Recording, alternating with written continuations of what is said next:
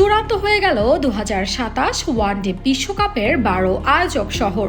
24 বছর পর আবারও আফ্রিকার মাটিতে ফিরছে ক্রিকেটের সবচেয়ে বড় আসর। এবার বিশ্বকাপ আয়োজন করবে 3 দেশ, দক্ষিণ আফ্রিকা, জিম্বাবুয়ে ও নামিবিয়া। আইসিসির ঘোষণার পর এখন পরিষ্কার কোন শহরগুলো হতে যাচ্ছে ক্রিকেট বিশ্বের নজরের কেন্দ্রবিন্দু। সবচেয়ে বড় দায়িত্ব থাকছে দক্ষিণ আফ্রিকার কাঁধে।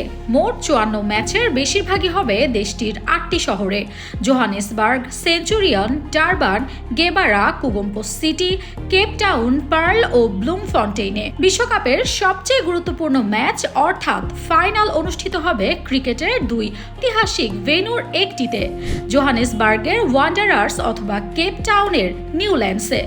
অর্থাৎ শিরোপা জয়ের মুহূর্তের সাক্ষী হবে বিশ্বের অন্যতম আইকনিক দুটি স্টেডিয়ামের একটি। জিম্বাবুয়ের ভাগে এসেছে 3টি শহর: হারারে, বুলাওয়ে ও ভিক্টোরিয়া ফলস। এই 3 ভেন্যুতে হবে 7 থেকে 10টি ম্যাচ। তবে সবচেয়ে আলোচনায় নতুন সংযোজন ভিক্টোরিয়া ফলস। কয়েক বছর আগে প্রাথমিক তালিকায় শহরটির নাম ছিল না। এখন সেখানে তৈরি হচ্ছে 10,000 দর্শক ধারণ ক্ষমতার একেবারে নতুন স্টেডিয়াম। চলতি বছরের শেষ নাগাদ নির্মাণ শেষ হওয়ার কথা। এরপর ঘরোয়া ক্রিকেট আয়োজন করে 2027 সালের শুরুতে আন্তর্জাতিক ম্যাচ দিয়ে উদ্বোধন হতে পারে এই ভেন্যুর।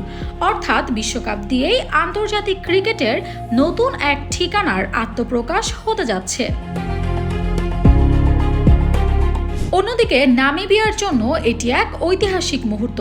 রাজধানী উইন্ডহকে অনুষ্ঠিত হবে অন্তত 3টি বিশ্বকাপ ম্যাচ। সিনিয়র পর্যায়ে এই প্রথম কোনো আইসিসি টুর্নামেন্ট আয়োজনের সুযোগ পাচ্ছে দেশটি। ছোট ক্রিকেট জাতি থেকে আন্তর্জাতিক আয়োজকে পরিণত হওয়ার পথে এটি নামিবিয়ার জন্য বিশাল এক মাইলফলক। বিশ্বকাপের আগে প্রস্তুতি ম্যাচ হবে দক্ষিণ আফ্রিকার বেনুনি ও পচেফস্ট্রুমে। একই সময়ে SA20 লিগ চলায় দেশের কয়েকটি বড় স্টেডিয়াম ব্যস্ত থাকবে।